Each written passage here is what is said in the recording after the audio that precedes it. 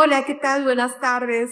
Mi nombre es María José Gabriel y hoy les voy a contar cómo encontré la innovación en el lugar que menos lo esperaba, en mi pasado.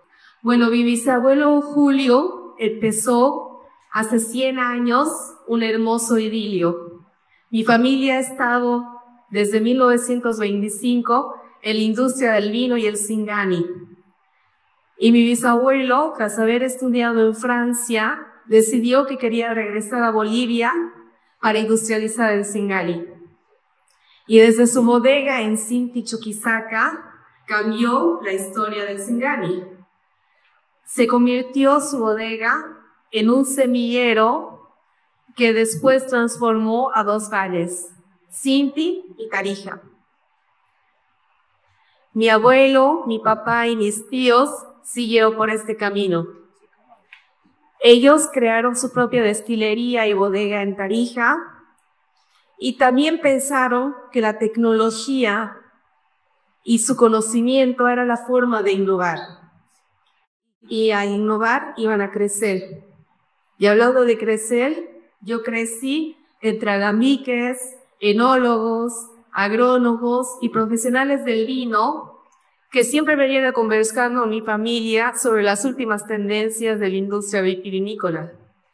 Pero esas conversaciones a mí no me interesaban para nada. Desde muy niña yo decidí, después de romper un montón de botellas al intentar ayudar en la bodega, que no iba a ser parte de la historia familiar vitivinícola. Quería seguir mi propio rumbo. No quería ser parte del pasado. Y fue así que cuando me tocó estudiar, pensando en que lo moderno era la forma de progresar, decidí estudiar administración de empresas con un enfoque en sistemas. Y cuando terminé de estudiar, pensé en que iba a hacer una maestría en inteligencia artificial. Pero la verdad es que no tenía idea de qué era lo que quería hacer.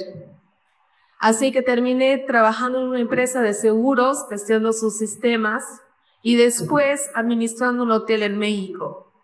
Y cuando todavía estaba buscando mi camino y estaba perdida sobre lo que quería hacer para realizarlo profesionalmente, recibí una llamada de mi papá. Él me contó que estaba perdiendo la pelea con el cáncer y que quería que venga a Bolivia, a Tarija, a pasar sus últimos días a su lado. Me vine a Tarija y ni bien llegué, mi papá me dijo, vas a trabajar conmigo en la bodega. Y yo empecé haciendo lo que sabía. Creé correos corporativos, cambié la página web, construí brochures y todos los días pasaba junto a mi abuelo y mi papá que hablaban sobre lo que acontecía en la viña, en la bodega, en la destilería. Y fue un momento precioso. Fueron 3 meses que pude trabajar con mi papá hasta que él falleció. Y cuando él falleció, vino un momento en el que yo tuve que cuestionarme qué era lo que quería hacer, porque yo pensaba que el área vitivinícola no era lo mío. Pero me di cuenta, analizando, que estaba enamorada de esta industria, que las viñas, la bodega y la destilería que habían estado siempre en mi vida, me encantaban y me habían estado esperando. Así que continué trabajando para la empresa familiar durante muchos años y tuve un equipo maravilloso que me ayudó muchísimo a crecer, a entender más, a capacitarme en el rubro. Pero esa rebeldía que yo tenía desde chica seguía latiente a ti. No quería estar en la empresa familiar, quería hacer algo propio. Así que me fui a estudiar una maestría en negocios y en cada clase de emprendedurismo, marketing, finanzas, pensaba en cómo podía aplicar lo que había aprendido ese día a esta nueva industria y así innovar. Pero la verdad es que no encontraba nada en especial. Y hablaba con mis compañeros y con mis profesores y les rompía la cabeza contándoles la historia del Singani y del vino en Bolivia. Y estoy segura de que estaban hartos de escucharme hablar tanto del tema, pero la verdad es que era mi pasión, es mi pasión. Hasta que un día me acordé de un viaje maravilloso que tuve al Valle de Sinti. Mi familia inició su vida vitivinícola en el Valle de Sinti, pero yo no lo conocí hasta el 2014, cuando un Master of Wine, un experto en vinos, me llevó para que conociera un viñedo maravilloso. Un viñedo en el que las viñas crecen enredadas a árboles, muelles y chañares, en el que hay higueras, manzanos, olivos, ovejas pastoreando, perros de todos tamaños, gatos de todos colores, y la verdad es que me encantó ese lugar. Y cuando me acordé de eso, tuve una epifanía. Tenía que regresar al pasado para poder innovar. Y tenía que regresar incluso antes de la historia de mi bisabuelo. Y yo empecé contando la historia de este jardín que había estado oculto en mi vida durante muchos años. Y la verdad es que no conocía mucho de este tipo de viticultura.